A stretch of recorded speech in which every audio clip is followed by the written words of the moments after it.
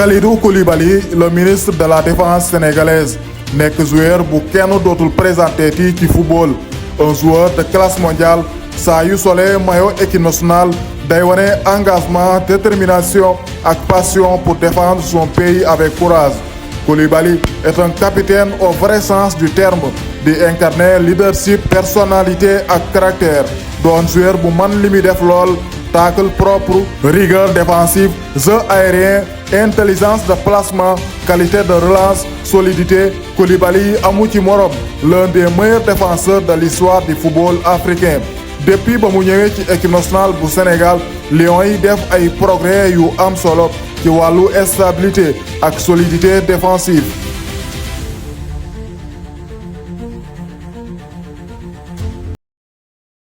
Kalidou Koulibaly mi ngi bokk ci binationaux yi juddoo ci réewum France mi ngi yaroo ci commune de Saint-Dié-des-Vosges foofu la passé enfance am Koulibaly nekk xale bu yaroo ci culture français mais heureusement mësul fàtte ay origine am éducation religieuse ak tradition pël nekk ay valeur yi ay parents def ci moom loolu taxoon ba Koulibaly nekk xale bu sérieux am yar lool te bari jàmm kenn daaw ko dégg ci ay problème nekk tamit élève bu sérieux bu intelligent teel a am baccalauréat ci jàngam football nekk passion bu rëy ci moom.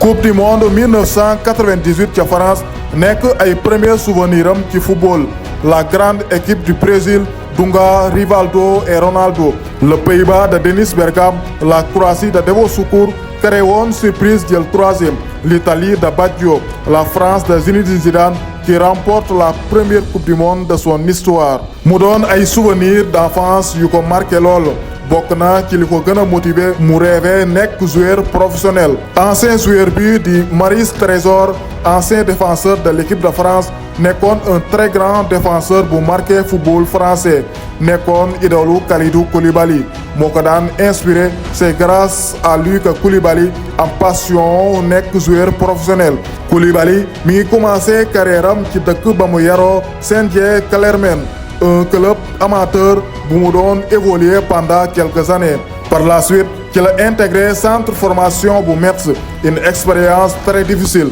waa club bi dañ koo xeeboon lool ndax jàpp na ne amul niveau amul ay qualité yu ñu soxla ci moom loolu taxoon ba club bi écarté ko daan ko xamal ne amul lenn lu ñu soxla ci yow mënoo lenn loo ñu apporteel mais le jeune Koulibaly n'a pas baissé les bras continuer di liggéey ak gëm boppam pour pouvoir réaliser ses rêves Koulibaly dëgër bopp lool daal di ñëwaat ci club bu Metz mais cette fois-ci le joueur daal di convaincre club bi mujjee signé contrat professionnel ci club bu Metz. Le Sénégal et le Metz c'est une longue histoire d'amour Jules François Bocandé Papis Cissé Diafra Sakho Babacar Gueye et la légende Sadio Mané Ismaïla Sarr Pape Matar Sarr Lamine Camara Habib Diallo et tant d'autres grands joueurs sénégalais Kalidou Koulibaly bokk ci joueurs sénégalais yi joué ci club bu Metz saison 2011-2012 Koulibaly ak Sadio Mané joué plus de 20 matchs ci Ligue 2 français mais malheureusement club bu Metz def relégation wàcc troisième division les jeunes espoirs commencé quitter club bi Sadio Mané dem ca club bu Salzbourg championnat Autriche Kalidou Koulibaly moom dem ca Genk championnat belge le jeune espoir di livrer ay prestations yu remarquables ci noonu la ko équipe de France de moins de 20 ans daal di sélectionné ca coupe du monde des moins de 20 ans ay espoir yu bari doon joué ca équipe de France Antoine Griezmann Alexandre Lacazette Cédric Bakambu Francis Coquelin Kalidou Koulibaly doon assurer la défense des Bleus demi-finaliste de la compétition 7 matchs joués le jeune Koulibaly impressionné ci compétition bi en 2014 ci la Koulibaly quitté Belgique pour dem ca Naples ca championnat italien ci transfert u 7 millions d'euros à Naples le football est plus qu'un sport mais c'est une religion passion ak ferveur bu légendaire supporters napolitains yi di ko manifester ca stade Diego Maradona la maîtrise défensive nekk culture ci football italien un championnat très tactique et discipliné historiquement la Serie A nekk école bi jàngale l'art de défendre mais lors de son arrivée à Naples c'est Kalidou Koulibaly qui enseignait aux Italiens comment défendre sur un terrain de football Il est très solide, récupération, anticipation, combativité, les balles aériennes, ay xeetu tackle yu amul fenn, am rapidité, am gabarit, ay placement yu intelligent. Au-delà de ses qualités défensives, il affiche une aisance technique incroyable. Il possède une excellente qualité de passe et une vision de jeu qui lui permettent de casser les lignes et de relancer proprement. Un défenseur exceptionnel, Kalidou Koulibaly s'impose rapidement comme le patron de la défense des Napolitains. Def saison bu rëy ca Italie. Naples jël deuxième derrière la Juventus bi dominé woon Serie A. Koulibaly nekk léegi défenseur bu ñëpp di coow ndax performance yu rëy yami réalisé ca Italie. Aliou Cissé commencé def ay démarches di waxtaan ak Koulibaly pour convaincre ko mu ñëw ci équipe nationale bu Sénégal. L'équipe de France nekkoon tamit ci dossier bi pour récupérer le jeune joueur sénégalais.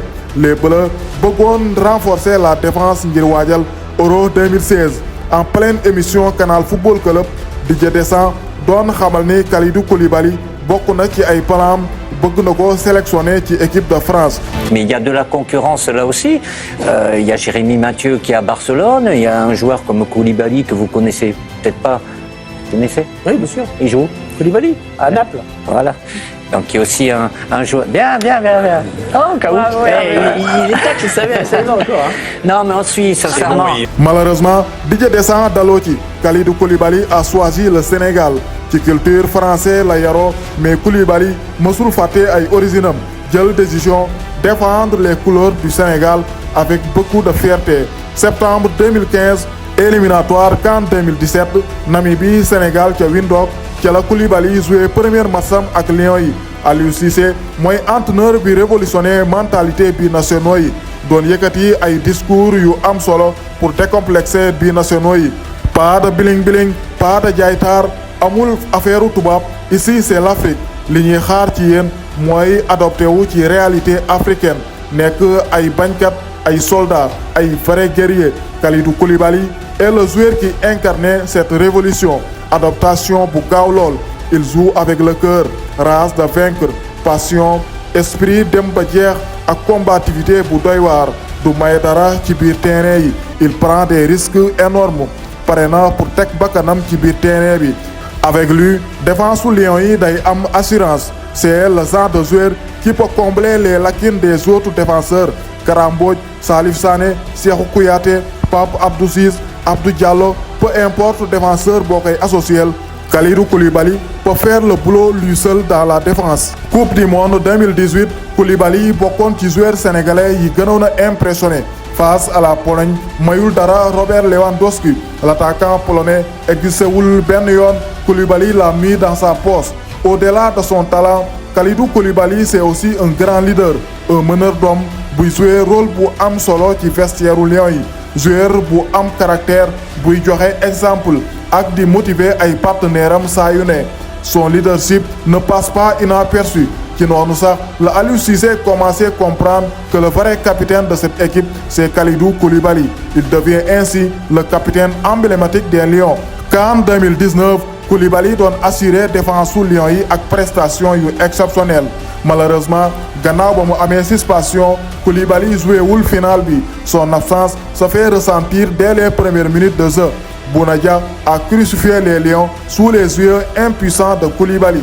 Malgré boobu déception, Sénégalais yi am nañu yaakaar ci équipe bi ndax talent ak mentalité de champion bi joueur yi commencé wane. Rawatina Kalidou Koulibaly di inspirer respect ak admiration wu Sénégalais yi. Même en Italie, Koulibaly est devenu une idole pour les supporters de Naples. Il ne déçoit jamais, am régularité lool ci performance. Naples nekkoon une équipe très compétitive. Lorenzo Insigne, Matteo Politano, José Callejon, Milik le Polonais, Fernando Llorente, David Ospina, Carlo Ancelotti doon diriger boobu équipe. À l'époque, Naples nekkoon le vrai rival de Juventus, imposé woon domination ci football italien. Kalidou Koulibaly doon wane boppam saa yu ne ci équipe de Naples ay prestations de très haut niveau. Le monde du football doon ko considéré ci les meilleurs défenseurs au monde. Match Ligue des Champions bu marqué woon esprit Naples doon recevoir Paris Saint-Germain. Ce jour-là, Kylian Mbappé avait beaucoup souffert. Kalidou Koulibaly mayu ko dara mooy ki ko neutraliser complètement. Dribble, duel, course, espace, fépp la Koulibaly daal di fatt. Il ne lui a laissé aucune chance. Amatul morom ca Italie 2018 ak 2019 Koulibaly nekk meilleur défenseur en Italie pour la deuxième fois consécutive. À l'époque amul benn werante Koulibaly était le meilleur défenseur du monde. Même Diego Maradona, la légende du football argentin, Koulibaly mooy défenseur bi ko impressionné woon lool.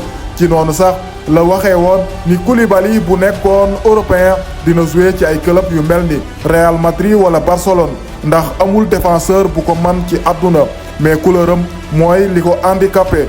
Justement à cause de sa couleur noire Koulibaly daan dundu ay affaire u racisme ci terrain italien yi mais du loolu mooy koy découragé loo l'imperturbable Koulibaly di prouver chaque week-end que c'est lui le meilleur défenseur en Serie A. ay club anglais yu mag daan ko sollicité mais Koulibaly doon xamal ne tant que gañewul trophée ak Naples mënul quitter club bi ndax loolu rek la mën a fayee supporters yi ci amour bu rëy bi ñu am ci moom mu doon joueur bu am loyauté ak reconnaissance gëm ay principe am. Sa persévérance a finalement porté des fruits. En 2020 Naples gagné Coupe d'Italie ci kanamu Juventus mu doon premier trophée majeur Koulibaly ci carrière am. Il a tenu sa promesse en offrant un trophée à son club de cœur. Koulibaly va encore écrire l'histoire avec son pays. CAN 2021 ca Cameroun Koulibaly formé avec Abdou Diallo une solide paire défensive. 2 buts seulement encaissés. benn attaquant nekkul woon à l'aise ci défense su Lions yi. Le 6 février 2022 jour bu marqué histoire football Sénégal. Finale de la CAN Sénégal-Égypte gannaaw ba ñu joué 120 minutes de jeu ñaari équipe yi wala dem ca séance de tiro bi. Kalidou Koulibaly un vrai leader. nekk capitaine tekkiwul sol brassard kase waaye jëf la bu ñu wane ci biir terrain. Capitaine warul abandonner équipe am. Un vrai capitaine mooy ki wala jiitu moo wala nekk ci kanam mooy ki joxe exemple pour may confiance ay partenaire am mu doon message bu Koulibaly di envoyé ci boobu geste saa yu Sénégal demee ci séance de tir au but mooy njëkk a jël ay responsabilités pour montrer la voie à ses coéquipiers. Après plus de 50 ans d'attente Sénégal mujjee gagné son premier trophée continental ci kanamu Égypte. Koulibaly dugg ci histoire nekk premier capitaine sénégalais bi yëkkati Coupe d'Afrique des Nations. Avec lui le Sénégal est devenu la meilleure équipe africaine. équipe bu ñëpp respecté ci àdduna bi. Le Sénégal doon équipe buy joué ci cour des grands ay joueurs yu mel ne Koulibaly joué ci rôle bu am njariñ lool. Coupe du monde 2022 ca Qatar mu dugaloon bii bu décisif ci match contre Équateur. C'est l'homme des grands rendez-vous. Il répond toujours présent am disponibilité lool liggéey ak sérieux ci li muy def. Rarement lay absenté ci tanière bi. Il est toujours là pour répondre à l'appel de la patrie. Malgré son âge avancé, il est toujours performant di wane boppam saa yu ne ci haut niveau.